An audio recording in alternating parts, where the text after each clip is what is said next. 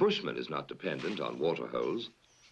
His forebears have had thousands of years to adapt to the Kalahari, so he needs very little liquid, and he knows where to find it. An insignificant-looking dry twig tells him where to dig.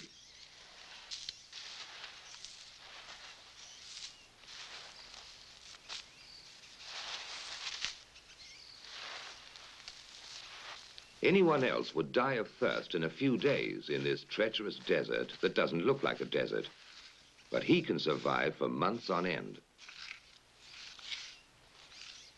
He unearths a bulbous root, which is really just a solid lump of wood with hard fibers that are merely damp. Civilized man would need some pretty complicated technology and machinery to get water out of it, but he uses the very simplest of tools. His scraper is a stick that has been split to give it a sharp edge, and he produces some dry-looking shavings.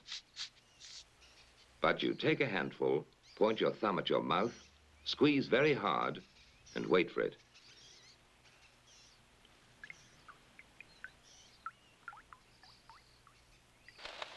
The baboons always have a secret supply of water, and they're not going to tell anybody where it is.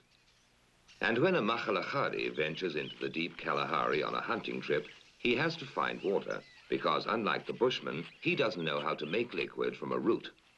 But he has his own way of finding out where the water is.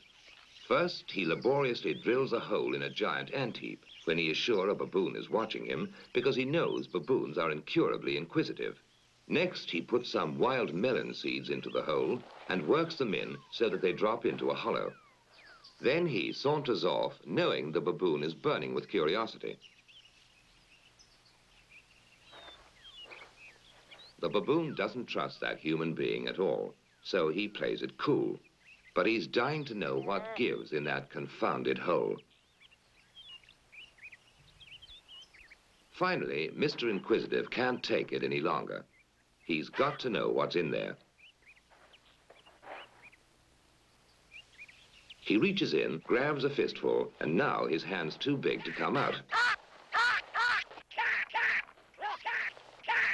If he had the sense to drop the seed, he could free his hand.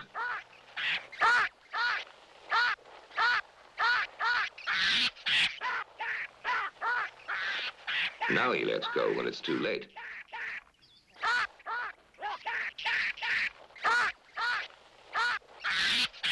So that was a smart enough way to catch a baboon, but he still has to make him talk. Now he knows that salt is very scarce in this particular area, and that baboon is going to eat those lumps like candy. In fact, he has such a ball eating salt that he completely forgets he's under arrest, and that in a little while he's going to be a mighty thirsty baboon.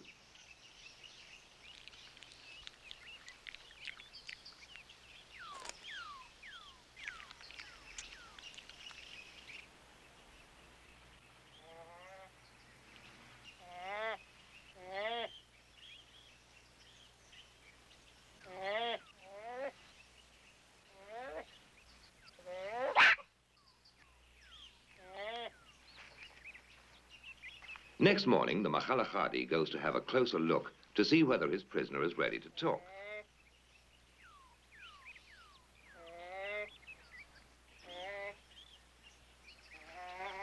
He decides the brainwashing has worked, so he sets him free, knowing that in his condition, he won't care who follows him to the secret reservoir.